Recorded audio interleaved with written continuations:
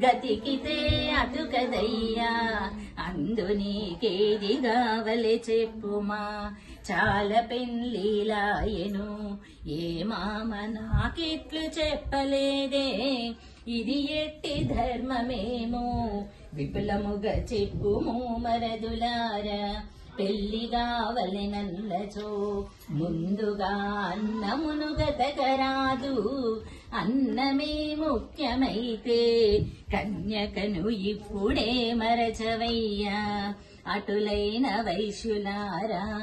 అన్నము నాకొద్దు నిజము నిజము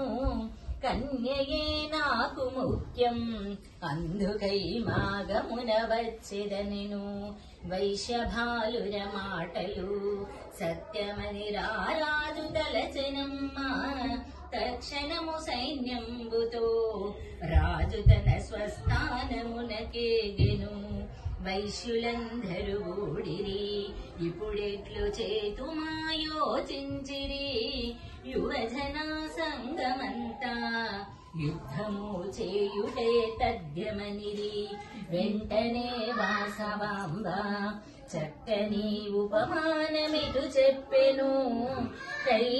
కైలాసయమలోకము వెల్లుటకు రెండు దారులు ఉండెను యుద్ధమే తథ్యమైతే దుష్టుని చేతిలో మరణించిన మోక్షమును చెందమపుడు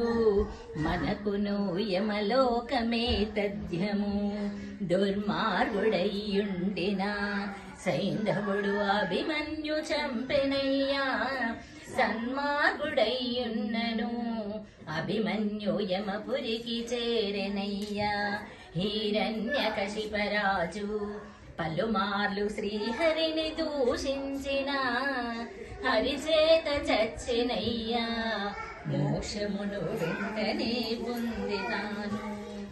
శాశ్వతము ఏది కాదు మనమును శీలమును రక్షించుకై ప్రాణత్యాగము చేసితే